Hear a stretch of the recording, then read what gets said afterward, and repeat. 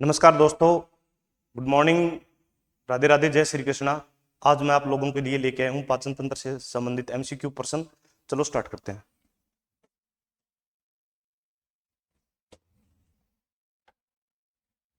सवाल नंबर 1 अपना ये है, सब्जियां खराब हो जाती हैं क्योंकि उनमें किसकी मात्रा अधिक होती है।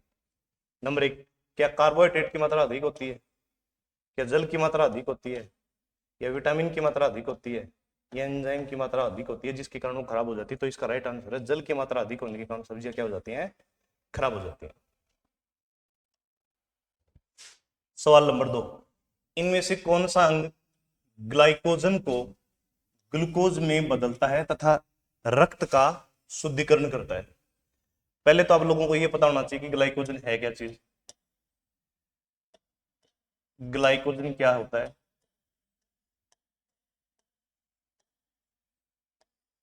मानव के अंदर जो भोजन है, मानव के अंदर भोजन के अंदर फूड या भोजन किसके रूप में संचित रहता है? ग्लाइकोजन के रूप में संचित रहता है। ग्लाइकोजन के रूप में स्टोर रहता है। ग्लाइकोजन के रूप में स्टोर रहता है, संग्रहित रहता है। एक बात, कौन सी जगह ग्लाइकोजन के रूप में स्टोर रहता है? तो वो रहता है यकृत व मांसपेशियों के पास। यकृत व मांसपेशियों के पास, मांसपेशियों के पास, यकृत व मांसपेशियों के पास। दूसरी बात, ग्लाइकोजन बनता कब है?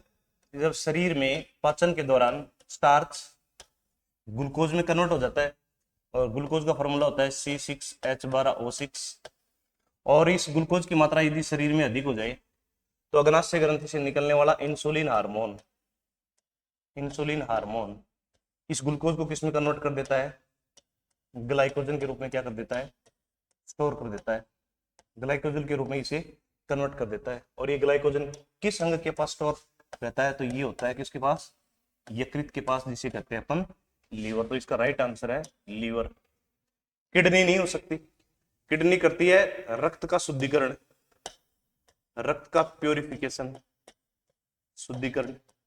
कैसे शुद्धिकरण करती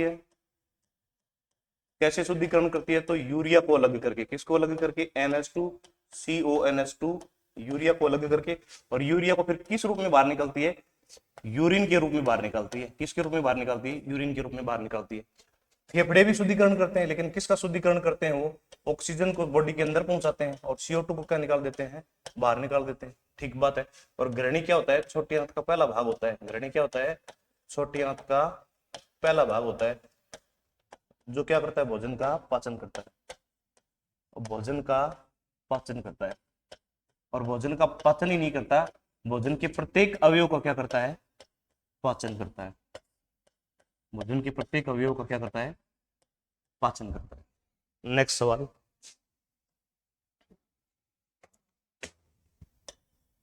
टेबल शर्करा किस प्रकार की शर्करा है? शर्करा का क्या मतलब होता है, देखते हैं अपन। शर्करा का मतलब होता है शुगर, SUGUAR, शुगर। शुगर और सुगरिया जिसे बोलते हैं शर्करा। ठीक बात। अब टेबल शुगर का क्या अर्थ होता है? टेबल शुगर,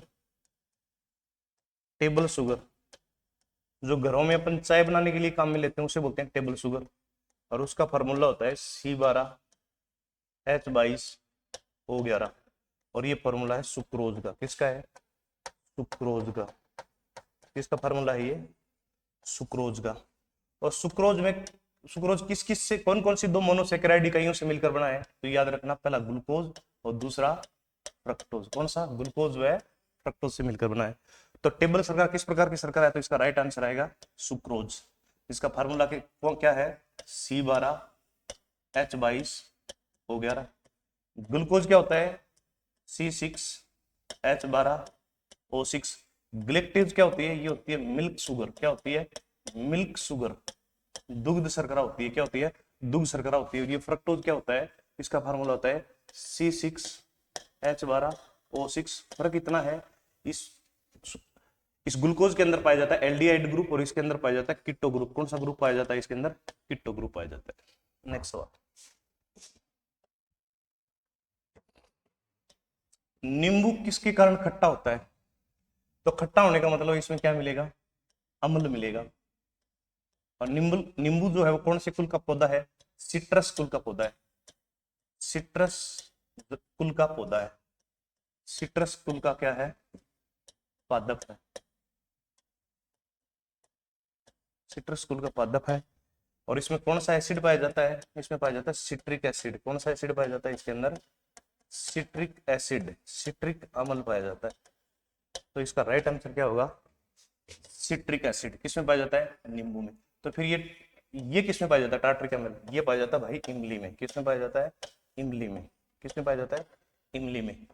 एस्कोर्बिक अम्ल कहाँ पाया जाता है? ये है विटामिन सी का रासायनिक नाम। विटामिन सी का रासायनिक नाम क्या है? एस्कोर्बिक अम्ल है। रासायनिक नाम है एस्कोर्बिक अम्ल। और विटामिन सी जो होती है वो किसमें पाई जाती है? खट्टे फलों में पाई जाती है। किसमें पाई जाती है? खट्टे फलों में पाई जाती है। और सबसे ज्यादा किसमें पाई जाती है? ध्यान रखना, आंवला, आंवला व संतरे में पाई जाती है। किसमें पाई जाती है? आंवला व संतरे में पाई जाती है। ठीक बात है। अब बच गया एसिटिक एसिड। इसका पहले तो फॉर्मूला बता देता हूँ। CH3C डबल बॉन्ड OH, इसका रासायनिक सूत्र है। और ये किसमें पाया जाता है? सिरके में पाया जाता है। किसमें पाया जाता है? सिरके में, जिसे अपन कहते हैं विनेगर। जिसे अपन कहते हैं विनेगर। ये विनेगर काम क्या आता है? दूध को दही में बदलने, दूध को पनीर में बदलने के लिए, सॉरी, दूध को पनीर में बदलने के लिए क्या डाला जाता है? सिरका डाला जाता है। अगला सवाल, सवाल नंबर 5, लार किसके पाचन में मदद करता है? लार, लार को बोलते हैं अपन सलाइवा। लार की पीएच कितनी होती है पहले वो देख लेते हैं। कितनी पीएच पर काम करता है? 6.8 पीएच पर काम करता है। 6.8 पीएच पर काम करता है। लार अगर पाचन करेगा तो इसका मतलब इसमें क्या मिलेंगे? एंजाइम मिलेंगे। एंजाइम मिलेंगे। और इसके अंदर कितने एंजाइम पाए जाते हैं? 2 एंजाइम पाए जाते हैं। पहले एंजाइम का नाम क्या है? Lysozyme, lysozyme. और दूसरे एंजाइम का नाम क्या है? टाइलिन। क्या नाम है? टाइलिन। ये जो एंजाइम है ये भोजन के साथ आए हुए कीटाणु या जीवाणु को क्या कर देता है? नष्ट कर देता है। जीवाणुओं को नष्ट कर देता है। जीवाणुओं को नष्ट करने का कार्य करता है। नष्ट करने का कार्य करता है। कैसे नष्ट करता है? नष्ट करता है, कैसे नष्ट करता है? सवाल ये है। तो उनकी कोशिका भित्ति को क्या कर देता है? ये गला देता है। कोशिका भित्ति को गला देता है। कोशिका भित्ति को गला देता है, गला देता है। ओके, अब बात करते हैं टाइलिन की। ये टाइलिन क्या करता है भाई? ये टाइलिन स्टार्च, स्टार्च मतलब क्या? कार्बोहाइड्रेट। क्या? कार्बोहाइड्रेट। और कार्बोहाइड्रेट का क्या कर देता है? ये पाचन कर देता है। किस पीएच पे करता है? ये 6.8 पीएच पर कर देता है। और इसे किस में बदल देता है? माल्टोज में बदल देता है। किस में बदल देता है? माल्टोज में। तो लार किसका पाचन करेगा? लार करेगा भाई स्टार्च का पाचन। किसका पाचन करेगा? स्टार्च का पाचन। और लार एक और बात कहाँ पाई जाती है? मुख गुहा में पाई जाती है। किसमें पाई जाती है? मुख गुहा में पाई जाती है। वसा का पाचन कौन करता है?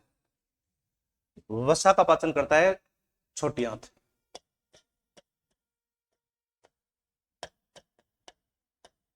छोटी आंत क्यों करती है? क्योंकि छोटी आंत में कैसे रस पाए जाते हैं? संपूर्ण पाचक रस पाए जाते हैं।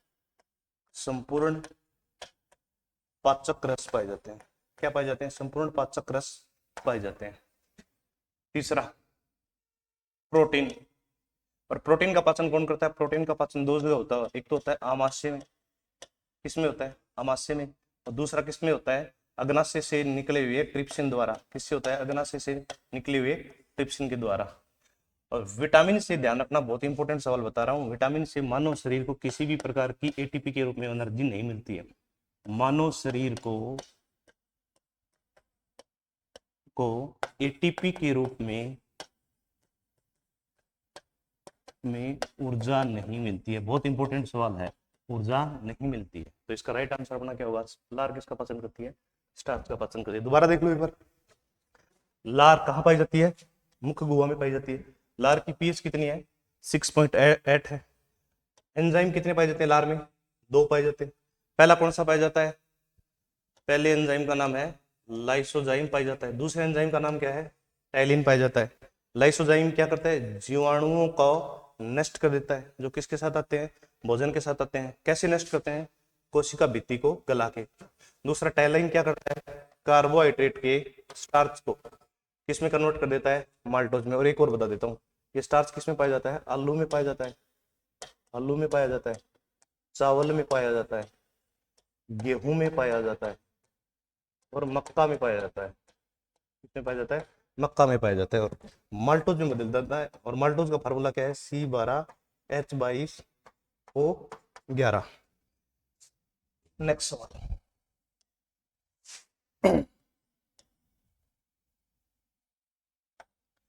निम्नलिखित में से किस भाग में पाचन और श्वसन पाइप एक दूसरे को काटते? किस भाग में पाचन और श्वसन एक दूसरे को काटते हैं? क्या सौर्यंत्र? नहीं, सौर्यंत्र का काम होता है आवाज देना, इसे अपन बोलते हैं साउंड बॉक्स, आवाज प्रदान करना। ये तो नहीं हो सकता। क्या गला करता है? बिल्कुल नहीं करता। तो ऑप्शन बच गए अपने पास, ग्रास नली और ग्रसनी। ग्रसनी भी नहीं करती है। ये तो उभयनिष्ठ मार्ग है, उभयनिष्ठ मार्ग है। किस किस का उभयनिष्ठ मार्ग है? पाचन का और श्वसन का। पाचन प्लस श्वसन का। बहुत बढ़िया सवाल है, ध्यान रखना भाई, पाचन और श्वसन का। तो फिर कौन बच गई? फूड पाइप, जिसे क्या बोलते हैं? फूड पाइप, या जिसे बोलते हैं ग्रास नलिका। क्या बोलते हैं? ग्रास नलिका। या इसे बोलते हैं इसोफेगस। क्या बोलते हैं? इसोफेगस। इसोफेगस ये क्या करती है देखते हैं अपन। ये फूड पाइप है, मान लो ये नीचे जुड़ी होती है यहाँ आमाशय से, आमाशय से, और यहाँ ये अलग करती है किस किस को?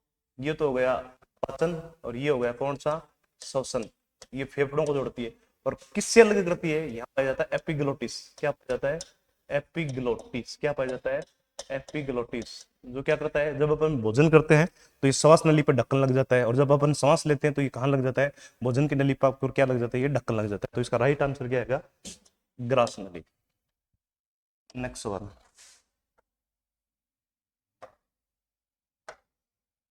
मक्का किसका अच्छा सोर्स है? अभी मैंने बताया था पीछे कि मक्का किसका सोर्स है? स्टार्च का है। तो स्टार्च पाया किस किस में जाता है? मैं फिर बता रहा हूँ, आलू में पाया जाता है, चावल में पाया जाता है, गेहूं में पाया जाता है, मक्का में पाया जाता है। किसमें पाया जाता है? मक्का में पाया जाता है। और एक बात, ये जो स्टार्च है इसका जो रासायनिक सूत्र है वो ये है C5H11 C6H11O5 की होल एन। ये इसका रासायनिक सूत्र। और ये कैसा है? पॉलीसेकेराइड है। कैसा है ये? पॉलीसेकेराइड है। कैसा है ये? पॉलीसेकेराइड है। पॉलीसेकेराइड है। क्या ग्लूकोज का है? जी बिल्कुल नहीं है। ग्लूकोज का तो रासायनिक सूत्र है C6H12O6। तो ग्लूकोज सबसे ज्यादा किसमें पाया जाता है? जी से ग्लूकोज, और जी से आपको याद रखना है ग्रेप्स, GRAPES। और ग्रेप्स को भी याद रखना है पके हुए अंगूरों में। किसमें? पके हुए अंगूरों में। पके हुए अंगूरों में। फ्रक्टोज किसमें पाया जाता है? फ्रूट्स में पाया जाता है। फ्रूट्स में पाया जाता है, फलों में पाया जाता है। और प्रकृति की सबसे मीठी शर्करा कौन है? फ्रक्टोज है। प्रकृति की सबसे मीठी शर्करा, सबसे मीठी शर्करा कौन है? फ्रक्टोज शर्करा। नेक्स्ट, बहुत बढ़िया सवाल है। किस एंजाइम के कारण दूध दही में परिवर्तन होता है? तो पहले देखते हैं दूध में होता क्या है। दूध में पाई जाती है शर्करा, और कौन सी शर्करा पाई जाती है? लैक्टोज। लैक्टोज। और लैक्टोज का फॉर्मूला क्या है? T12H22O11। आज इसकी दो मोनोसेक्राइड इकाइयां हैं। कौन कौन सी, कितनी मोनोसेक्राइड इकाइयां? दो। पहली है ग्लूकोज, दूसरी है ग्लैक्टोज, GLACTOSE। ध्यान रखना, ग्लैक्टोज एकमात्र ऐसी मोनोसेक्राइड इकाई है जो मुक्त अवस्था में नहीं पाई जाती है। ठीक बात है। और ये लैक्टोज किस में कन्वर्ट हो जाता है? मतलब दूध के अंदर लैक्टोज शर्करा है जो किस में कन्वर्ट हो जाती है? दही में कन्वर्ट हो जाती है। किस में कन्वर्ट हो जाती है? दही में कन्वर्ट हो जाती है। इसका मतलब दही में क्या पाया जाता है? एसिड पाया जाता है। और कौन सा एसिड पाया जाता है? लैक्टिक एसिड पाया जाता है। कौन सा एसिड पाया जाता है? लैक्टिक अम्ल पाया जाता है। कौन सा अम्ल पाया जाता है? लैक्टिक अम्ल। और इस लैक्टिक अम्ल का फार्मूला होता है ये वाला, CH3C डबल बॉन्ड OH और H। ध्यान रखना, अगर याद रहे तो अच्छी बात, नहीं तो कोई बात नहीं। अब सवाल ये है कि इस लैक्टोज को दही में कौन सा एंजाइम बदलता है? तो कौन सा एंजाइम बदलता है? रेनिन एंजाइम बदलता है। कौन सा एंजाइम बदलता है? रेनिन नाम का जो एंजाइम है वो इसको किस में कन्वर्ट कर देता है? दही में कन्वर्ट कर देता है। फिर बात करें तो ये रेनिन कहाँ पाया जाता है? ये रेनिन पाया जाता है छोटे बच्चों के पेट में, छोटे बच्चों के आमाशय, छोटे बच्चों के आमाशय में, आमाशय में, आमाशय में पाया जाता है, पाया जाता है। छोटे बच्चों के आमाशय में पाया जाता है। और एक और बात बता देता हूँ, दूध के अंदर जो प्रोटीन होता है वो होता है केसिन प्रोटीन। क्या होता है? Casein protein. ये केसिन प्रोटीन और ये लैक्टोज शुगर दोनों इस रेनिन एंजाइम के कारण किसमें कन्वर्ट हो जाते हैं? दही में कन्वर्ट हो जाते हैं। और आप लोगों को एक बात का होगा भी पता कि ऐसा कौन सा जीवाणु है जो दूध को दही में बदलता है? तो उसका नाम है लैक्टोबेसिलस जीवाणु। कौन सा जीवाणु है वो? लैक्टोबेसिलस जीवाणु। लैक्टोबेसिलस जीवाणु। कौन सा जीवाणु? लैक्टोबेसिलस जीवाणु। लैक्टोबेसिलस जीवाणु। ठीक बात। इसका राइट आंसर क्या हो गया? पेप्सिन। नेक्स्ट सवाल, खट्टे दूध में होता है क्या? होता है खट्टे दूध में? दूध जब खट्टा हो जाएगा इसका मतलब वो किसमें कन्वर्ट हो चुका है? दही में कन्वर्ट हो चुका है। और दही में कन्वर्ट हो चुका है इसका मतलब उसमें क्या पाया जाता है? लैक्टिक एसिड पाया जाता है। लैक्टिक अम्ल पाया जाता है। क्या पाया जाता है? लैक्टिक अम्ल पाया जाता है। तो इसका राइट आंसर है डी। टार्ट्रिक एसिड किसमें पाया जाता है? इमली में पाया जाता है। इमली में, इमली में पाया जाता है। इमली में पाया जाता है। और ये एसिटिक एसिड किसमें पाया जाता है? ये पाया जाता है सिरके में। किसमें पाया जाता है? ये सिरके में। किसमें पाया जाता है? सिरके में, जिसे क्या कहते हैं? विनेगर कहते हैं। क्या कहते हैं? जिसे विनेगर कहते हैं। विनेगर। विनेगर का क्या काम है बताओ? कि विनेगर दूध को किसमें कन्वर्ट कर देता है? पनीर में कन्वर्ट कर देता है। नेक्स्ट सवाल, इनमें से कौन सी ग्रंथि पाचन एंजाइम का स्त्रावण नहीं करती? मतलब ग्रंथि तो है लेकिन पाचन वाले एंजाइम का स्त्रावण नहीं करती है। तो शरीर में कौन कौन सी ग्रंथियां पाई जाती है पाचन के रूप में? एक तो पाई जाती है लार ग्रंथि। ये तो करती है भाई। किसका करती है? ये तो कार्बोहाइड्रेट का पाचन करती है। कार्बोहाइड्रेट का पाचन करती है। कार्बोहाइड्रेट का पाचन करती है। दूसरी कौन सी ग्रंथि पाई जाती है अमाशय में? जठर ग्रंथि पाई जाती है। जठर ग्रंथि पाई जाती है। ये किसका पाचन करती है? ये प्रोटीन का पाचन करती है। प्रोटीन का पाचन करती है। एक अपने पास ग्रंथि होती है यकृत ग्रंथि। यकृत ग्रंथि।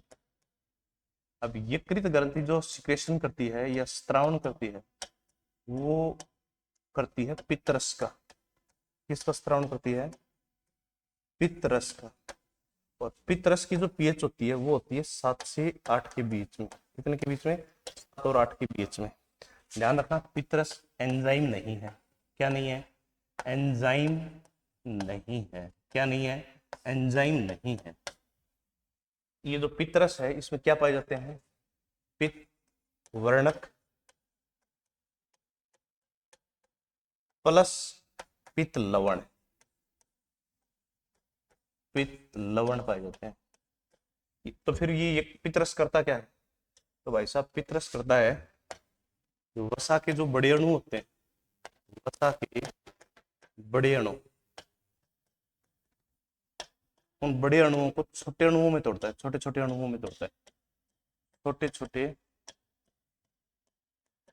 अणुओं में तोड़ता है। और ये जो प्रक्रिया है ना, ये कहलाती है पाइसीकरण। क्या कहलाती है? पाइसीकरण। तो पाइसीकरण जो प्रक्रिया है वो रासायनिक नहीं है। कैसी प्रक्रिया है? भौतिक प्रक्रिया है। कैसी प्रक्रिया है? भौतिक प्रक्रिया। इसका मतलब इस क्वेश्चन का राइट आंसर क्या हो गया? यकृत हो गया। इस यकृत को अपन क्या बोलते हैं? लीवर बोलते हैं। क्या बोलते हैं? लीवर बोलते हैं। ठीक है, नेक्स्ट सवाल। मानव शरीर को किस रूप में ज्यादा ऊर्जा मिलती है? अब मानव शरीर को ऊर्जा मिलती किस किस से, पहले तो वो देख लेते हैं। नंबर 1 मिलती है कार्बोहाइड्रेट से, नंबर 2 मिलती है प्रोटीन से, नंबर 3 मिलती है किससे? वसा से, मतलब लिपिड से। और मानव सबसे ज्यादा जो सेवन करता है वो किसका करता है? कार्बोहाइड्रेट का करता है। फिर किसका सेवन करता है? प्रोटीन का। और सबसे कम सेवन किसका करता है? वसा का सेवन करता है। जो ज्यादा खाएंगे उससे क्या मिलेगी? ज्यादा एनर्जी मिलेगी। ENERGY मिलेगी, एनर्जी मिलेगी। और एनर्जी मानव शरीर को किसके रूप में मिलती है? एटीपी के रूप में मिलती है। किसके रूप में मिलती है? एटीपी के रूप में मिलती है। और एटीपी का मतलब होता है एडिनोसिन ट्राइफॉस्फेट। क्या मतलब होता है? Adenosine triphosphate. ये तो बात होगी कि मानव शरीर को किससे ज्यादा ऊर्जा मिलती है। लेकिन अगर 1 ग्राम की बात करें ना, 1 ग्राम पोषक पदार्थ से, तो 1 ग्राम पोषक पदार्थ से अगर एनर्जी की बात करें तो सबसे ज्यादा मिलती है वसा से। किससे मिलती है? वसा से। कितनी मिलती है? 9 किलो कैलोरी। कितनी मिलती है? 9 किलो कैलोरी। दूसरी बात, फिर किससे मिलती है?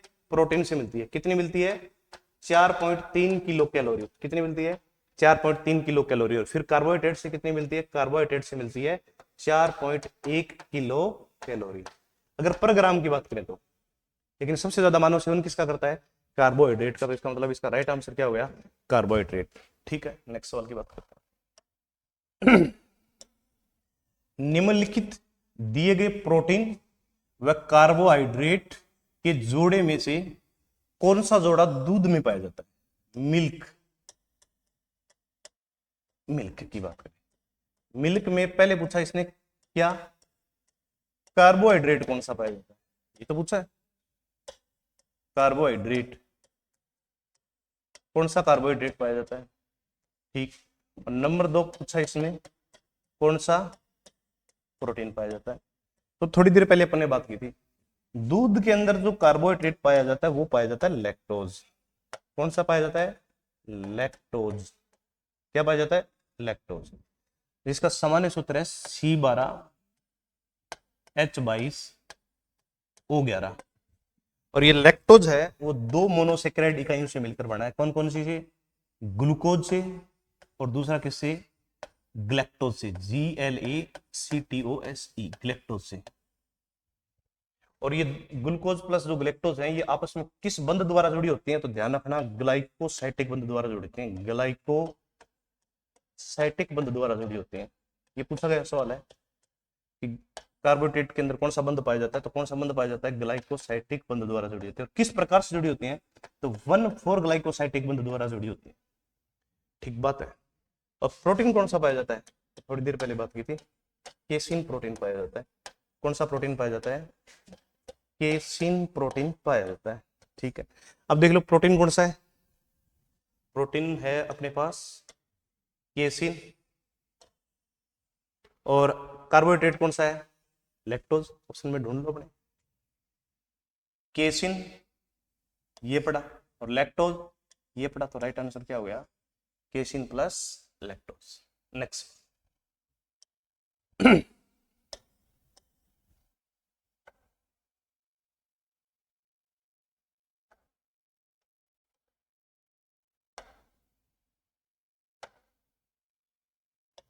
इनमें से जंतुओं के भोजन में क्या शामिल होता है? मतलब मवेशी, जिसे अपन बोलते हैं कैटल, या जंतु। जंतु किसका सेवन करते हैं भाई? जंतु खाते हैं घास। और घास में कौन सा कार्बोहाइड्रेट पाया जाता है वो आपको पता होना चाहिए। जंतु क्या खाते हैं? घास। घास में कौन सा कार्बोहाइड्रेट है वो अपन देख लेते हैं। जंतु जो घास खाते हैं उसमें पाया जाता है कार्बोहाइड्रेट, और वो कार्बोहाइड्रेट है सेलुलोज। कौन सा लोज? सेलुलोज। एक बात और बता दूं, ये सेलुलोज जो है प्रकृति की सबसे जटिल कार्बोहाइड्रेट पॉलीसेकेराइड इकाई है। सेलुलोज जो है वो प्रकृति की जटिल पॉलीसेकेराइड शर्करा है। पॉलीसेकेराइड शर्करा है, ठीक बात है। और इसका पाचन वही जंतु कर पाते हैं जिनकी आहार नाल कैसी होती है? लंबी होती है। आहार नाल कैसी हो? लंबी हो। आहार नाल कैसी हो? लंबी हो, क्योंकि उसके पाचन के लिए आहार नाल की लंबाई क्या होनी चाहिए? ज्यादा होनी चाहिए, ठीक बात है। आंसर देख लो अपना, इसका आंसर है सिर्फ। चलो नेक्स्ट सवाल करते हैं। इनमें से कौन सा अम्ल मानव के अमाशय से संश्लेषित होता है? बात करते हैं अमाशय। थोड़ा बता देता हूं अमाशय के बारे में। अमाशय को कहते हैं स्टोमक। स्टोमक ये कैसा अंग है? ये जे टाइप का मांसपेशीय अंग है। जे टाइप का पेशीय अंग, पेशीय अंग, ठीक बात। अमाशय में क्या पाई जाती है? जठर ग्रंथियां पाई जाती है। जठर ग्रंथियां पाई जाती है। जठर ग्रंथियां पाई जाती है, ठीक बात है। और जठर ग्रंथियों से क्या निकलता है? जठर रस निकलता है। क्या निकलता है?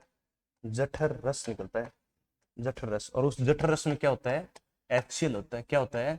HCl होता है। और उस HCl को अपन बोलते हैं हाइड्रोक्लोरिक एसिड। क्या बोलते हैं? हाइड्रोक्लोरिक अम्ल। क्या बोलते हैं? हाइड्रोक्लोरिक अम्ल। और एक बात, इस हाइड्रोक्लोरिक अम्ल की जो पीएच होती है ना, वो होती है 1.8 से 2.0 के बीच में। पेट की बात कर रहा हूं मैं, अमाशय की। वैसे अगर केमिस्ट्री की बात करें तो इसकी पीएच होती है 0। सबसे स्ट्रॉन्ग एसिड है ये। कैसा एसिड है? सबसे स्ट्रॉन्ग अम्ल है। अम्ल है। फिर ये HCl करता क्या है? HCl का कार्य क्या है? पहला कार्य है भोजन के साथ आए जीवाणुओं को नष्ट करना। जीवाणुओं को नष्ट करना, नष्ट करना। और दूसरा इसका कार्य है अमाशय को अम्लीय माध्यम प्रदान करना। कैसा माध्यम प्रदान करना? अम्लीय माध्यम प्रदान करना। कैसा माध्यम प्रदान करना? अम्लीय माध्यम प्रदान करना। दोबारा देख लो एक बार आप। अमाशय किस प्रकार का अंग है? जे टाइप का पेशीय अंग है। इसमें क्या पाई जाती है? जठर ग्रंथियां पाई जाती है। क्या निकलता है जठर ग्रंथियों से? जठर रस निकलता है। और जठर रस के रूप में क्या निकलता है? HCl निकलता है। HCl को कहते हैं हाइड्रोक्लोरिक अम्ल कहते हैं। और इसकी पीएच कितनी होती है पेट के अंदर या अमाशय के अंदर? इतनी होती है 1.8 से 2.0। कार्य क्या है इसके? एक तो जीवाणु को नष्ट करना, दूसरा अमाशय को क्या प्रदान करना? अम्लीय माध्यम। और केमिस्ट्री की बात करें तो इसकी pH कितनी होती है भाई? 0 होती है। और ये कैसा एसिड है? स्ट्रॉन्ग एसिड है। आंसर देखो अपना, हाइड्रोक्लोरिक अम्ल। और सल्फ्यूरिक जो एसिड है ना, उसका फार्मूला होता है H2SO4। एसिड अम्लों का किंग ऑफ एसिड, अम्लों का राजा। नाइट्रिक एसिड, इसका फार्मूला होता है HNO3। क्या होता है? HNO3। इसे बोलते हैं तेजाब। क्या बोलते हैं? तेजाब। नेक्स्ट सवाल की बात करते हैं। लार किसके पाचन में सहायक है? लार किसके पाचन में सहायक है? ऑप्शन ही गलत है। तो मैं ऑप्शन बढ़ा देता हूँ। नंबर 1 क्या वसा के पाचन में सहायक है? बी क्या प्रोटीन के पाचन में सहायक है? सी क्या कार्बोहाइड्रेट के पाचन में सहायक है? कार्बोहाइड्रेट। नंबर 4 डी क्या प्रोटीन के पाचन में सहायक है? सबको पता है लार में पाया जाता है टाइलिन। क्या पाया जाता है? टाइलिन, जिसका दूसरा नाम है सलाइवरी एमाइलेज। क्या नाम है? Salivary amylase. और इसकी पीएच होती है 6.8। क्या होती है? 6.8। ये कार्बोहाइड्रेट के कौन से रूप? स्टार्च। स्टार्च को ये किस में कन्वर्ट कर देता है? माल्टोज में कन्वर्ट कर देता है। किस में कन्वर्ट कर देता है? माल्टोज में कन्वर्ट कर देता है। कौन कन्वर्ट कर देता है? टाइलिन कन्वर्ट कर देता है। और कितनी पीएच पर कार्य करता है? ये कार्य करता है 6.8 पीएच पर। तो इसका मतलब क्या हुआ? लार किसका पाचन करती है भाई? लार पाचन करती है, एक सेकंड रुको, लार पाचन करती है कार्बोहाइड्रेट के स्टार्च का। नेक्स्ट सवाल देखते हैं। पित्त किसके द्वारा स्त्रावित होता है? मतलब पित्त का जो सिक्रेशन है वो होता है किसके द्वारा? पित्त, सही नहीं लिखा, सही है पित्तरस। पित्तरस का सिक्रेशन कहां से होता है? मतलब बनता कहाँ है? तो ये बनता है भाई यकृत में। कहाँ बनता है? लीवर में बनता है। और स्टोर कहाँ होता है? ये स्टोर होता है पित्ताशय में। कहाँ स्टोर होता है ये? पित्ताशय में। फिर कहाँ चला जाता है ये? छोटी आंत के ग्रहणी वाले भाग में। कहाँ चला जाता है? छोटी आंत के ग्रहणी वाले वाले भाग में चला जाता है। भाग में, छोटी आंत के ग्रहणी वाले भाग में चला जाता है। ठीक बात। पीएच और बता दो इसकी कितनी होती है? इसकी पीएच होती है 7 से 8। कैसी होती है? क्षारीय। कैसी होती है? क्षारीय। एक बात और, पित्तरस क्या नहीं है? एंजाइम नहीं है। पाया क्या जाता है? इसमें क्या पाया जाता है? पित्त लवण प्लस पित्त वर्णक पाए जाते हैं। पित्त वर्णक पाए जाते हैं। तो पित्त किसके द्वारा सिक्रेशन होता है? तो किसके द्वारा सिक्रेशन होता है? यकृत के द्वारा सिक्रेशन होता है। एक बात होती है, स्टोर कहां होता है? तो पित्ताशय के द्वारा होता है। ठीक है, नेक्स्ट सवाल।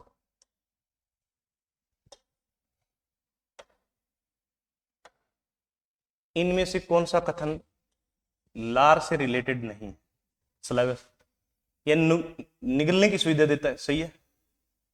ये दांतों व मुंह को साफ रखता है, ये भी सही है। होठ व जीभ के संचलन व बोलने में सुविधाजनक बनाता है, ये भी सही है। ऑप्शन बच गया बी, ये रक्त में लाल रुधिर कणिकाओं को बढ़ाता है, मतलब आरबीसी को बढ़ाता है। नहीं बढ़ाता भाई, आरबीसी का तो इससे कोई लेना देना ही नहीं है। आरबीसी को क्या नहीं करता है? नहीं बढ़ाता है। नेक्स्ट सवाल।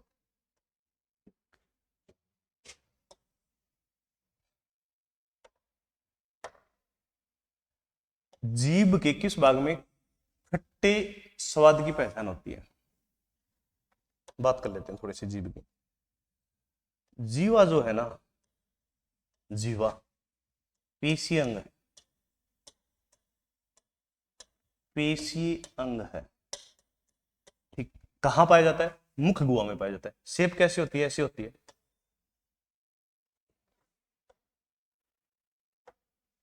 ऐसी होती है इसकी शेप। शेप कैसी होती है इसकी? ऐसी होती है।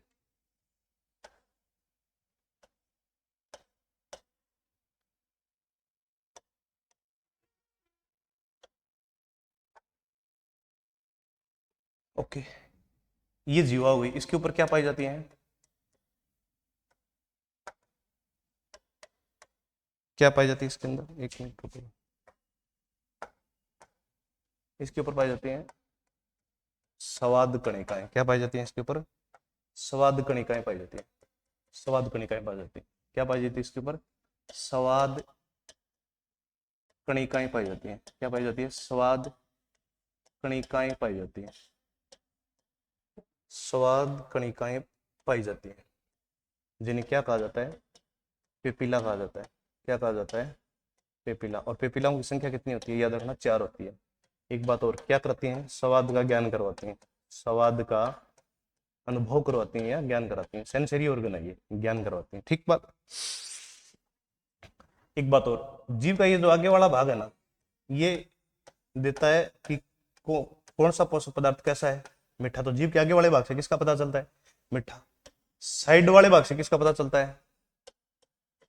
खट्टे का। इसका मतलब इस वाले भाग से भी किसका पता चल रहा है? खट्टे का।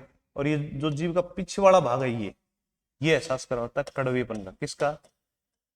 कड़वेपन का। और जीव जो तालवे से जुड़ा होता है, तालु से जुड़ा होता है, किस ऊतक द्वारा जुड़ा होता है? फ्रेनुलम नामक ऊतक से जुड़ा। फ्रेनुलम नामक ऊतक द्वारा जीव के तालु से जुड़ा होता है। और पीछे किससे जुड़ा होता है? ये ओयोड से जुड़ा होता है, जो कहां पाई जाती है? गर्दन में पाई जाती है। कहां पाई जाती है? गर्दन में पाई जाती है। तो अपना सवाल क्या था? जीव के किस भाग में खट्टे स्वाद की पहचान होती है? तो साइड वाले भाग, मतलब किनारे का भाग। एक नोट करके मैं कोई बात बता रहा हूँ, उसको ध्यान से सुनना भैया। लिख देता हूं, आप अच्छे से समझ लेना इस चीज को। नमकीन किसी भी प्रकार का स्वाद नहीं है, किसी भी प्रकार का स्वाद नहीं है, नहीं है। तो फिर क्या है ये? यह मात्र स्वाद कणिकाओं का जलना है, मतलब पेपिलाओं का जलना है। स्वाद कणिकाओं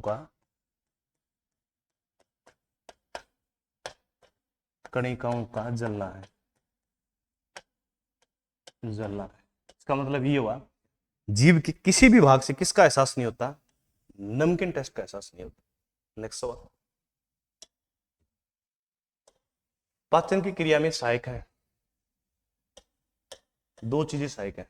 एक तो होती है आहार नाल, और दूसरी होती है पाचक ग्रंथियां। पाचक ग्रंथियां। अब देखते हैं ये सवाल किस वे में पूछा गया।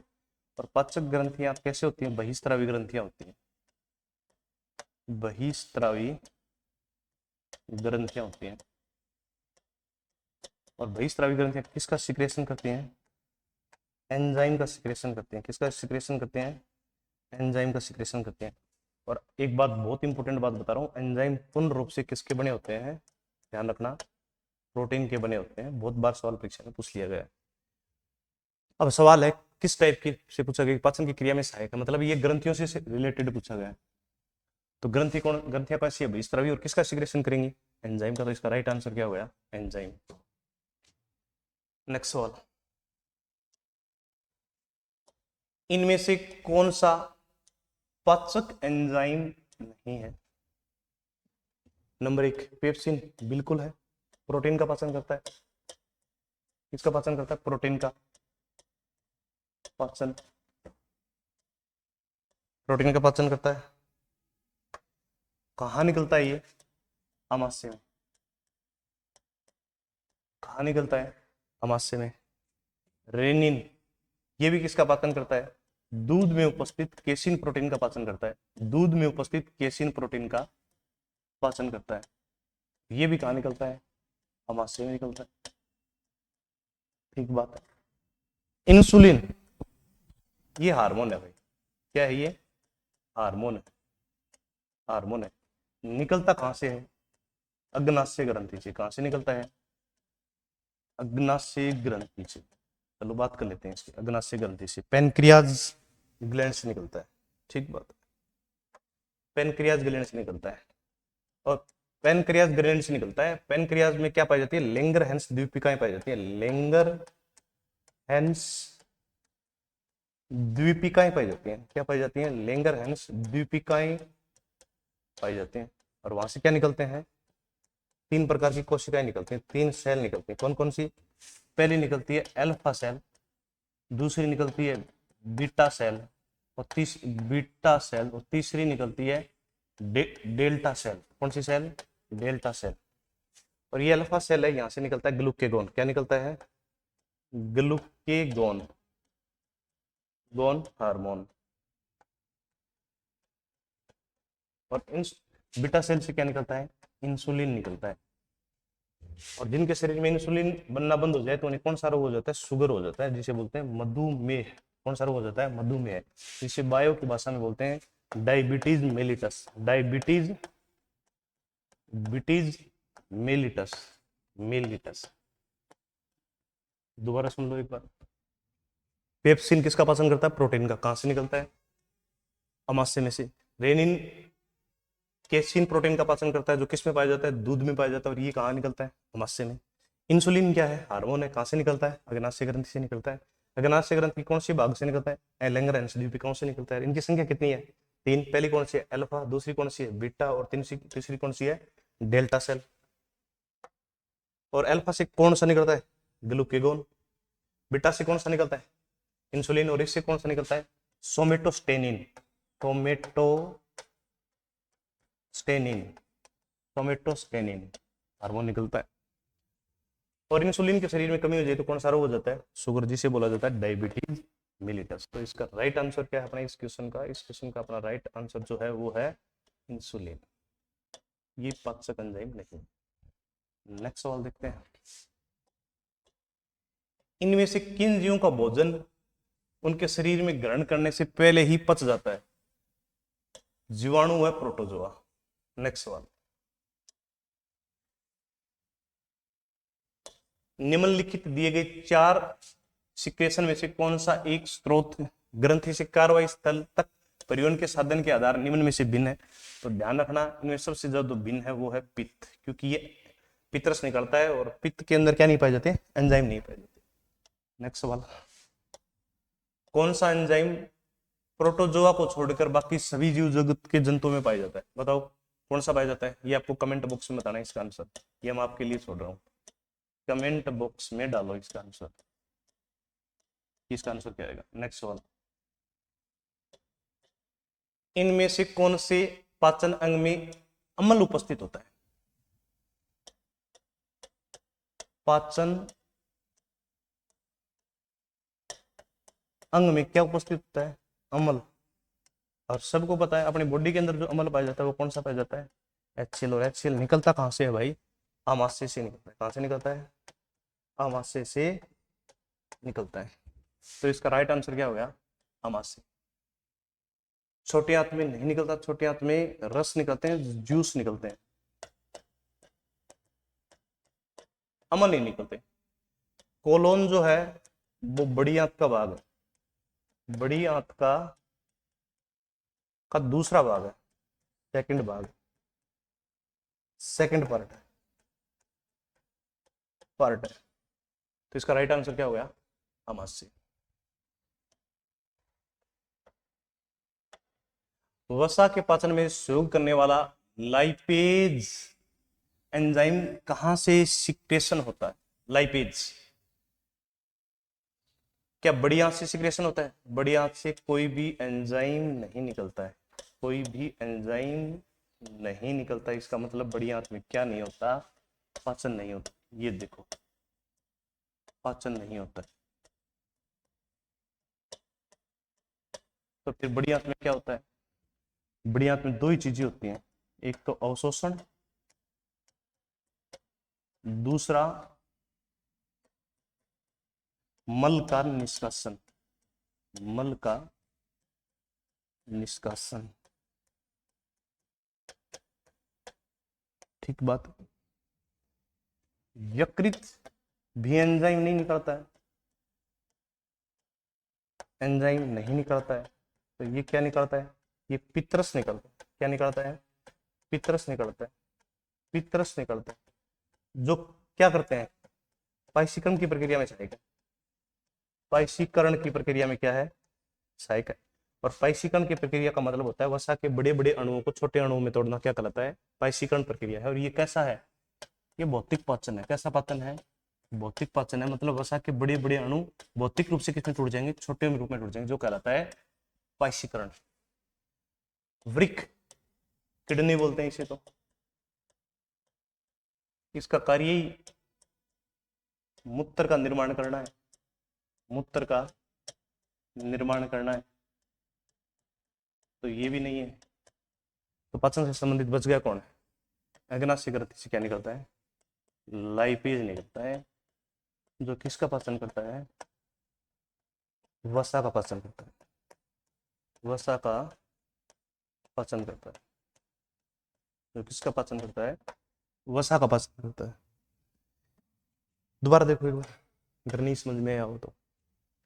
बड़ी आंत में क्या एंजाइम पाया जाता है? नहीं पाया जाता है, तो इसका मतलब पाचन नहीं होता है। तो फिर क्या होता है? एक तो अवशोषण होता है और दूसरा क्या होता है? मल का निष्कासन। अवशोषण किसका होता है? जल का अवशोषण होता है, और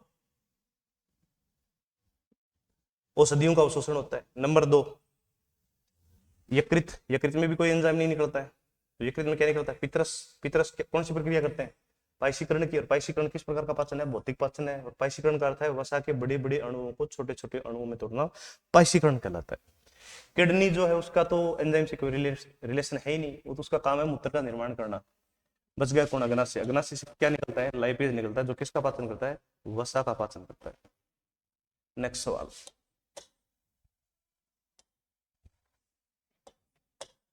कौन सा अंग विषाक्तता, टॉक्सिसिटी को खत्म करना चाहता है तथा पाचन के लिए रसायनों का उत्पादन करता है?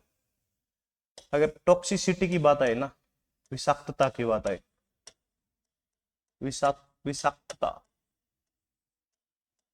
कभी भी बॉडी के अंदर टॉक्सिसिटी की जांच करनी हो तो कौन से अंग की जाती है? यकृत की जाती है। किसकी की जाती है? यकृत की जाती है। किसकी की जाती है? यकृत की जाती है। इसे शरीर का भोले बाबा भी कहा जाता है, भोले बाबा। क्यों कहा जाता है? क्योंकि उन्होंने भी किसका समुद्र मंथन के दौरान विष का क्या किया था? धारण किया था। भोले बाबा कहा जाता है। तो अपने शरीर का भोला बाबा कौन है? लीवर है, यकृत है। और साथ में लीवर एक काम और करता है क्या? वसा के पाचन, वसा के पाइशीकरण के लिए क्या निकलता है? पितरस निकलता है। क्या निकलता है? पितरस निकलता है। तो इसका राइट आंसर क्या हो गया? यकृत। नेक्स्ट, मानव शरीर में निर्जलीकरण किसकी कमी से होता है? निर्जलीकरण को इंग्लिश में बोलते हैं डिहाइड्रेशन। निर्जलीकरण, निर्जलीकरण का मतलब होता है डिफिशियंसी ऑफ वाटर, पानी की कमी, H2O की कमी, H2O की कमी। और शरीर में पानी की कमी को कंट्रोल कहां से किया जाता है? तो याद रखना, किडनी में किया जाता है। कहां किया जाता है? किडनी में भी किया जाता है। किडनी में भी किसके द्वारा? नेफ्रॉन के द्वारा जल का क्या किया जाता है? निर्जलीकरण से बचाने के लिए उसको नियंत्रित किया जाता है। नेफ्रॉन के भी किस भाग में? एनले लूप में। किस भाग में? एनले लूप वाले भाग में क्या किया जाता है? पानी को वापस बॉडी में अवशोषित कर लिया जाता है, ताकि किसकी कमी ना हो?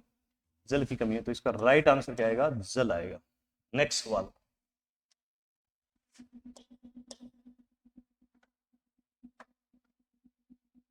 आहार नली में स्टार्च के पाचन में अंतिम उत्पाद क्या होता है? पूछा किसमें इसने? आहार नली में। ठीक बात। आहार नली स्टार्ट कहां से होती है? मुख गुहा से क्या होती है? स्टार्ट होती है। और कहां तक जाती है? गुदा वाले भाग तक जाती है। अब सवाल पर आते हैं। स्टार्च जो है वो अंतिम रूप में किस में बदलेगा? अंतिम रूप से बदलेगा वो ग्लूकोज में। किस में बदलेगा? ग्लूकोज में, जिसका फार्मूला होता है C6H12O6। और यही तो पाचन है। भोजन के बड़े बड़े अणुओं को छोटे अणुओं में तोड़ना क्या कहलाता है? पाचन। क्योंकि ग्लूकोज का अवशोषण किया जाता है फिर किसके द्वारा? रसांकुर द्वारा या विलाई द्वारा, रसांकुर द्वारा। और फिर इन्हें रसांकुर इनको कहाँ भेज देते हैं? ब्लड में भेज देती है। कहाँ भेज देती हैं? ब्लड में, जहां शरीर इनसे क्या बनवाता है? एनर्जी बनवाता है। तो इसका राइट आंसर क्या आएगा? ग्लूकोज आएगा। नेक्स्ट सवाल,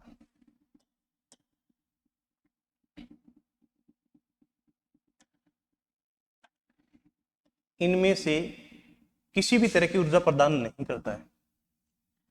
इनमें किसी भी तरह की ऊर्जा प्रदान नहीं करता है। बात करते हैं पोषक पदार्थ की।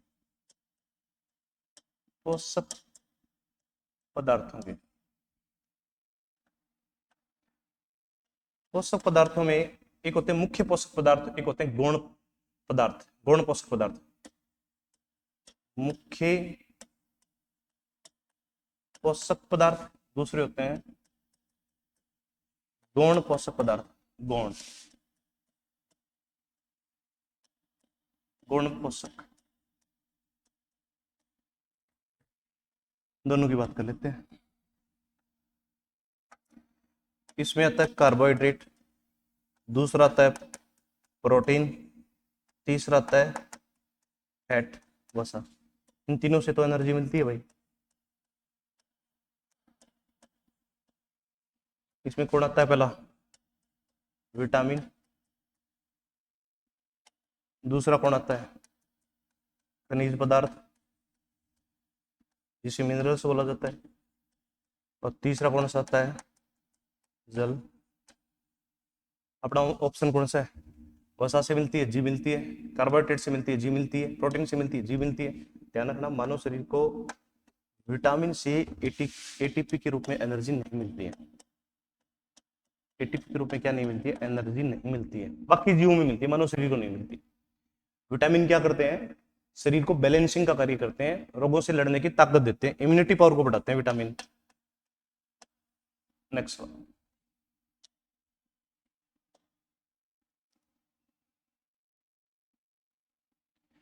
कौन सा एंजाइम प्रोटीन को परिवर्तित करता है? प्रोटीन को परिवर्तित करने का मतलब है प्रोटीन को एमिनो एसिड में बदलता है। तो इसका राइट आंसर आएगा ट्रिप्सिन। और ये कहां पाया जाता है? अग्नाशय। कहां पाया जाता है? अग्नाशय में। पाचन तो प्रोटीन का पेप्सिन भी करता है, लेकिन ये किस में करता है? किस में करता है? ये पेप्टोन्स में करता है। किस में करता है? पेप्टोन्स में करता है। लेकिन अपना सवाल क्या है? परिवर्तित करता है। तो ये जो ट्रिप्सिन एंजाइम है, ट्रिप्सिन जो एंजाइम है, ये प्रोटीन को एमिनो एसिड में बदल देता है। किसमें बदल देता है? प्रोटीन को एमिनो अम्लों में बदल देता है। एमिनो अम्लों में बदल देता है। ध्यान रखना, एमिनो अम्ल किसके बहुलक, किसके पॉलीमर होते हैं? किसके पॉलीमर होते हैं? तो याद रखना, किसके पॉलीमर होते हैं? प्रोटीन के पॉलीमर होते हैं। किसके पॉलीमर होते हैं? प्रोटीन के पॉलीमर होते हैं। अगले सवाल की बात करते हैं। उपापचयन संदर्भित जैव अणुओं के संश्लेषण से, जैव अणुओं के टूटने से, जैव अणुओं के पुनर्चक्रण से। इसका राइट आंसर आएगा जैव अणुओं के संश्लेषण व टूटने से। इससे जैव अणुओं के संश्लेषण व टूटने से। अगला सवाल, पाचन में प्रोटीन किस में परिवर्तित होता है? शुरू में बात की थी अपन ने, प्रोटीन अंतिम रूप में किस में बदलेगा? एमिनो अम्लों में बदलेगा। किस में बदलेगा? एमिनो एसिड में बदलेगा। किस में बदलेगा? एमिनो एसिड में बदलेगा। कार्बोहाइड्रेट किस में बदलेगा? किस में बदलेगा? ग्लूकोज में बदलेगा। किस में बदलेगा?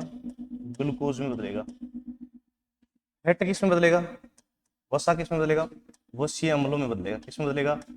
वसीय अम्लों प्लस ग्लिसरॉल में बदलेगा। ग्लिसरॉल में बदलेगा। ग्लिसरॉल में बदलेगा। सवाल क्या बना? प्रोटीन किस में बदलता है? तो प्रोटीन भाई किस में बदलता है? एमिनो एसिड में। ऑप्शन देखते हैं अपन, आंसर नंबर सी, एमिनो अम्ल। अगले सवाल की बात,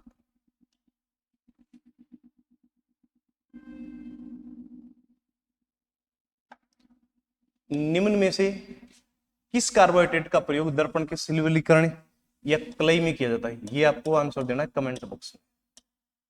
सारे मैं करवा दूंगा, तो फिर आप लोग क्या करोगे? कमेंट बॉक्स में। अगर नहीं आए तो कमेंट करना कि समझ में नहीं आया, मैं इसको जरूर करवाऊंगा।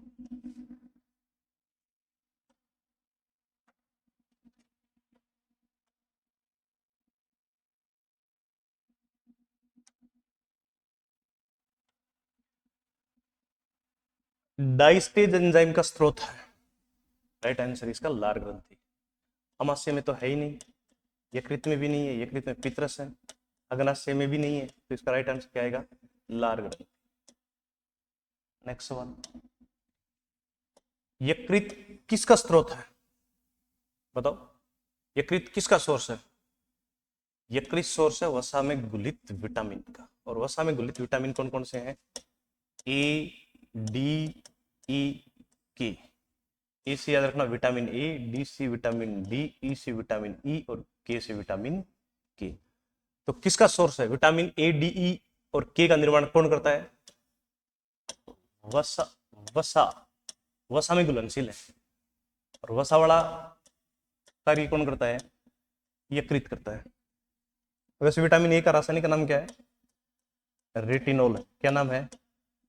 रेटिनोल है। इसका क्या नाम है? कैल्सीफेरोल है। क्या नाम है?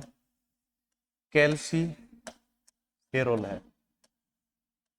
और विटामिन के का नाम है, बताओ क्या है विटामिन के का रासायनिक? विटामिन ई और विटामिन के का रासायनिक नाम क्या है? ये किसमें डालना है आपको? कमेंट बॉक्स में डालना है। देखते हैं आपको आ रहा है, नहीं आ रहा तो पोस्ट वाले चैप्टर में जरूर पढ़ाएंगे आपको। और एक बात और बता देता हूँ, ये विटामिन ए जो है ना वो कैसे संबंधित है? आंखों से संबंधित है। बात करेंगे इस के टॉपिक में अपन आंखों से। और ये संबंधित है हड्डियों से। किससे संबंधित है? हड्डियों से, अस्थियों से संबंधित है। किससे संबंधित है? अस्थियों से संबंधित है। 38वां सवाल देखते हैं। सवाल है पाइसीकरण क्या है? देखते हैं।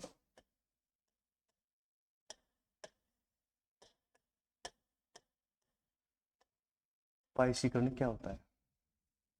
पाइसीकरण का मतलब होता है वसा के बड़े बड़े अणुओं का वसा के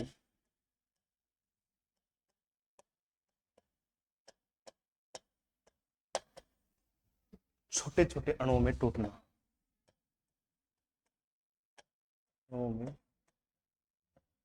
अणुओं में टूटना कैसे? जैसे ये वसा का बड़ा अणु है और जैसे ही उसके ऊपर क्या आएगा? पितरस आएगा, तो ये किसमें टूट जाएंगे?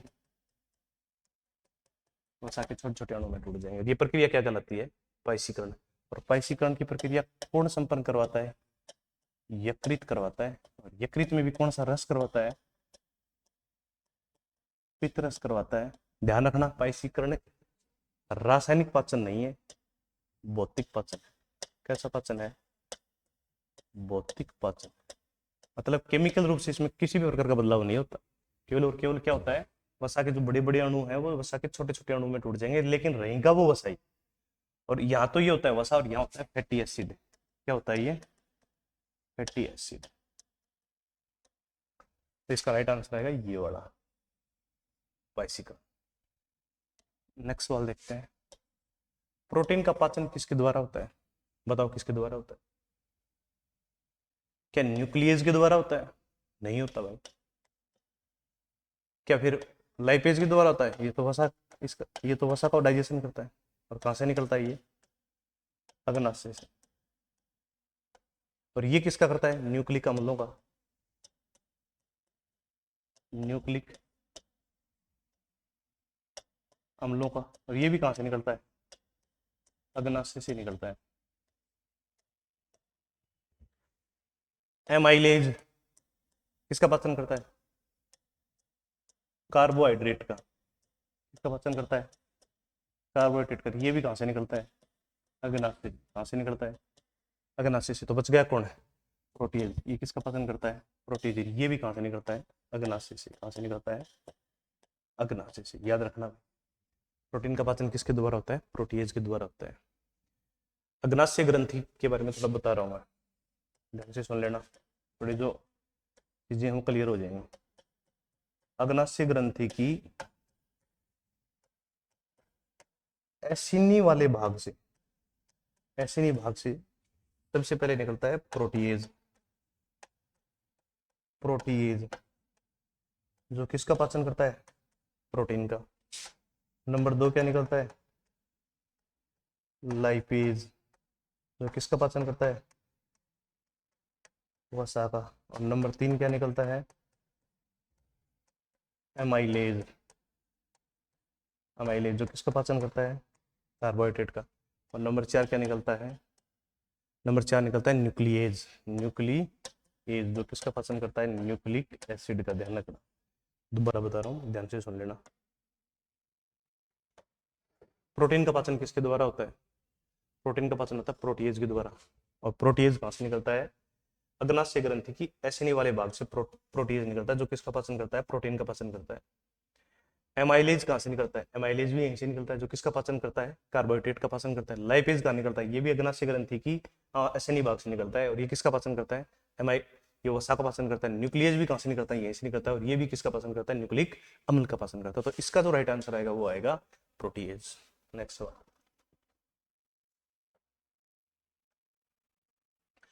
एंडोस्कोप एक ऐसा यंत्र होता है जिससे अमाशय में अल्सर का पता लगाया जाता है। यह एक संकीर्ण नलिका है जिसके मुख के माध्यम से अमाशय में डाला जाता है। वह क्या होता है?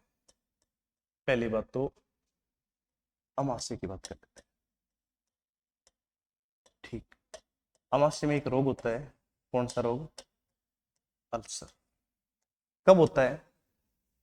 ज्यादा एसिडिटी होने से, ज्यादा अम्लीयता होने से, या लंबे समय तक अम्लता से। अल्सर में होता क्या है? अमाशय के अंदर और छोटी आंत के बाहर वाले भाग में क्या होने लग जाते हैं? फफोले उत्पन्न हो जाते हैं। क्या उत्पन्न हो जाते हैं? फफोले उत्पन्न हो जाते हैं, जिसे अपन बोलते हैं फले उत्पन्न हो जाते हैं। ठीक बात है। इसका पता कैसे लगाया जाता है? इसका पता लगाया जाता है एंडोस्कोपी से। किससे? एंडोस्कोपी से। किससे? एंडोस्कोपी से। एंडोस्कोपी होता क्या है? एक प्रकाशीय तंतु होता है। क्या होता है? प्रकाशीय तंतु होता है, जिसे मुख में डाला जाता है। कहाँ डाला जाता है? मुख में। और कहां तक ले जाया जाता है? अमाशय तक ले जाया जाता है। और ये किस सिद्धांत पर कार्य करता है? पूर्ण आंतरिक परावर्तन सिद्धांत पर कार्य करता है। पूर्ण आंतरिक परावर्तन सिद्धांत पर क्या करता है? कार्य करता है। और वहां देख के बताता है कि वहां फले है या नहीं। तो इसका राइट आंसर आएगा प्रकाशीय तंतु। दोबारा सुन लो। एंडोस्कोप एक ऐसा यंत्र है जिसे अमाशय में अल्सर का पता लगाया जाता है। यह एक संकीर्ण नलिका जिसे मुख के माध्यम से अमाशय में डाला जाता है। वह क्या होता है? सबसे पहली बात करते हैं अमाशय। अमाशय में कौन सा रोग हो जाता है? अल्सर। होता किसके कारण है? ज्यादा अम्लीयता से। क्या हो जाते हैं? फफोले उत्पन्न हो जाते हैं। क्या की जाती है? एंडोस्कोपी की जाती है। एंडोस्कोपी कैसे की जाती है? मुख गुहा से अमाशय में क्या डाला जाती है? एक पतला सा वायर डाला जाता है, जो जिसके आगे वाले सिर पे क्या होता है? प्रकाशीय तंतु लगा होता है, जो कौन से सिद्धांत पर कार्य करता है? पूर्ण आंतरिक सिद्धांत पर, परावर्तन पर कार्य करता है। और क्या बताता है कि वहां फफोले हैं या नहीं है। बहुत इंपॉर्टेंट प्रश्न, ध्यान रखना। अगला सवाल। खाली पेट के श्लेष्म परत में कौन सी विशेष परत पाई जाती है? तो ध्यान रखना, कौन सी विशेष परत पाई जाती है? श्रृंग पाई जाती है। नेक्स्ट सवाल। अमाशय में कौन सा एंजाइम प्रोटीन का पाचन करता है? देखो मेरी बात सुनो।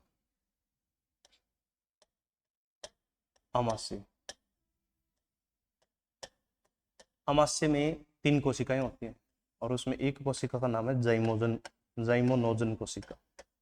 जाइमोनोजन कोशिका। ये किसका स्त्रावण करती हैं? नंबर 1 पेप्सिनोजन का। पेप्सिनोजन का। साथ में किसका स्त्रावण करती है छोटे बच्चों में? वेनिन का। साथ में किसका स्त्रावण करती है? गैस्ट्रिक लाइपेज का। गैस्ट्रिक लाइपेज का। ठीक बात है। और इसी अमाशय में इन्हीं 3 कोशिकाओं में एक और कोशिका जिसका नाम है ऑक्जेंटिक कोशिका। क्या नाम है? ऑक्जेंटिक कोशिका सेल। ये किसका सिक्रेशन करती है? HCl का सिक्रेशन करती है। तो HCl और इस पेप्सिनोजन का क्या रिलेशन है? देख, ये पेप्सिनोजन होता है इनएक्टिव फॉर्म में। किस फॉर्म में? इनएक्टिव फॉर्म में। इनएक्टिव फॉर्म में मतलब ये निष्क्रिय होता है। और जैसे उसके ऊपर क्या गिरता है? जैसे ही भाई साहब इसके ऊपर गिरता है HCl। क्या गिरता है? HCl। ये किस में कन्वर्ट हो जाता है? पेप्सिन में कन्वर्ट हो जाता है। जब तक ये पेप्सिन में कन्वर्ट नहीं होगा तब तक ये प्रोटीन का क्या नहीं कर पाता है? पाचन नहीं कर पाता। तो इसका मतलब क्या हुआ? अमाशय में कौन सा एंजाइम प्रोटीन का पाचन करता है? तो उसका राइट आंसर है पेप्सिन। डायरेक्ट पेप्सिन नहीं मिलता, पेप्सिनोजन मिलता है। इस पेप्सिनोजन के ऊपर जब क्या गिरता है? HCl। पेप्सिनोजन कैसा होता है? इनएक्टिव, मतलब निष्क्रिय। और जैसे ही HCl आता है ये किस में कन्वर्ट हो जाता है? पेप्सिन। और जैसे ही पेप्सिन में कन्वर्ट होता है तो ये प्रोटीन का क्या कर देता है? पाचन। और किस रूप में करता है? पेप्टोन्स के रूप में करता है। और कहां से निकलता है ये पेप्सिनोजन? जाइमोनोजन कोशिका से। रेनिन किसका पाचन करता है? दूध का पाचन करता है। दूध में किसका पाचन करता है? केसिन का। और ये थोड़ा बहुत किसका पाचन करता है? वसा का पाचन करता है। समझ में आ गया? तो अच्छी बात। नेक्स्ट, पित्तरस कहां स्टोर होता है? स्टोर पूछा है। पित्तरस स्टोर होता है पित्ताशय में। कहां स्टोर होता है? पित्ताशय में, जिसे बोला जाता है गाल ब्लेडर। क्या बोला जाता है? Gall bladder. क्या बोला जाता है? गाल ब्लेडर, पित्ताशय में स्टोर। नेक्स्ट सवाल, पित्तरस किस ग्रंथि द्वारा बनता है? ये पूछा है, पित्तरस किस ग्रंथि द्वारा बनता है? सबको पता है, बता चुका हूं। यकृत द्वारा बनता है। किसके द्वारा बनता है? यकृत द्वारा बनता है, लीवर द्वारा बनता है। तो राइट आंसर क्या हो गया? लीवर द्वारा बनता है। नेक्स्ट सवाल, एक वयस्क मनुष्य में कितने रदनक केनाइन होते हैं? देखते हैं। पहले तो बात, मानव में दांतों की संख्या होती कितनी है? 32 होती है। और ये 32 कितने प्रकार के होते हैं? 4 प्रकार के होते हैं। पहला कौन सा होता है? इनसाइजर होता है। दूसरा कैसा होता है? केनाइन होता है। तीसरा कौन सा होता है? प्रीमोलर होता है। और चौथा कौन सा होता है? मोलर होता है। अपने को बताना किसका है? केनाइन का। केनाइन का काम क्या होता है? चीरना व फाड़ना। चीरना व फाड़ना। ठीक बात। अब पूछिए अपने से, एक एडल्ट में कितनी संख्या होती है? एक वयस्क मनुष्य में दांतों की संख्या कितनी होती है? स्थायी 32। और ये कैसे होते हैं? स्थायी होते हैं। एक बार ये टूट गए तो फिर दोबारा नहीं आएंगे।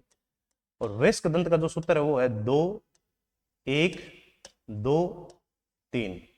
2 1 2 1 2 3 मल्टीप्लाई 2। इस 2 का मतलब होता है, एक तो ऊपर वाला जबड़ा, एक कहां? नीचे वाला जबड़ा। पहले ये जो दांत होते हैं वो कौन से हैं? एक सेकंड रुकना, अच्छे से बता देता हूँ। पहले दांत जो है वो इंसाइजर है। दूसरे वाले कौन से हैं? केनाइन है। तीसरे कौन से हैं? प्रीमोलर है। और चौथे कौन से हैं? मोलर है। ऊपर वाले जबड़े में, ऊपर वाले जबड़े में केनाइन की संख्या कितनी है? 2 है। नीचे वाले में भी केनाइन की संख्या कितनी है? 2 है। और 2 + 2 इनकी संख्या कितनी हो गई? तो इस वयस्क मनुष्य में रदनक कितने पाए जाते हैं? 4 पाए जाते हैं। कितने पाए जाते हैं? 4। समझ में आ गया? दोबारा सुन, वयस्क मनुष्य में दांतों की संख्या कितनी होती है? 32। जो कैसे होते हैं? स्थायी। कितने प्रकार के होते हैं? 4 प्रकार के होते हैं। कौन कौन से? इंसाइजर, केनाइन, प्रीमोलर और मोलर। अपन को बात किसकी करनी है? केनाइन की। कार्य क्या है इसका?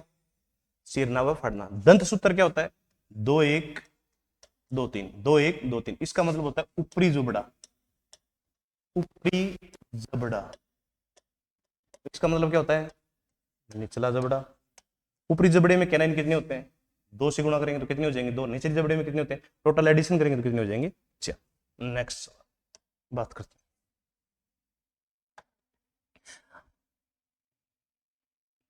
अमीबा अपने भोजन का पाचन कहां करता है? सीधा सा आंसर है, खाद्य रिक्तिका में करता है। नेक्स्ट सवाल, मुख गुहा किस तंत्र का अंग है? भाई मुख गुहा किस में आता है? आहार नाल में आता है। किस में आता है? आहार नाल में आता है। आहार नाल का पहला अंग कौन सा है? बक्कल केविटी या ओरल केविटी है? बक्कल केविटी है। और किसका पार्ट है ये? पाचन तंत्र का पार्ट है या पाचन अंग का पार्ट है? देख लो राइट आंसर क्या है? पाचन तंत्र। सवाल नंबर नेक्स्ट,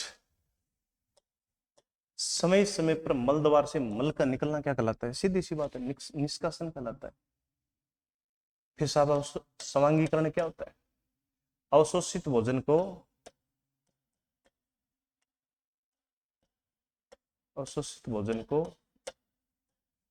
लीवर के पास स्टोर करना, लीवर के पास स्टोर, संग्रहित करना, क्या कहलाता है? स्वांगीकरण कहलाता है। ग्रहण का मतलब होता है खाना, भोजन को निगलना। निष्कासन का मतलब होता है बाहर निकालना। और अवशोषण का मतलब क्या होता है? भोजन के बड़े बड़े अणुओं जैसे कार्बोहाइड्रेट को किसमें तोड़ना? ग्लूकोज में। प्रोटीन को किसमें तोड़ना? एमिनो एसिड में। और वसा को किसमें तोड़ना? ग्लिसरॉल में तोड़ना। और इनको कहाँ डालना? ब्लड में डालना। किसमें डालना? ब्लड में। किसकी मदद से डालना? रसांकुर की मदद से डालना। क्या कहलाता है? अवशोषण कहलाता है। और इस अवशोषित भोजन को लीवर के पास स्टोर करना क्या कहलाता है? स्वांगीकरण कहलाता है। नेक्स्ट सवाल, किस अंग में अंगुलीनुमा संरचना पाई जाती है जिसे विली कहते हैं? इसी विली का नाम है रसांकुर।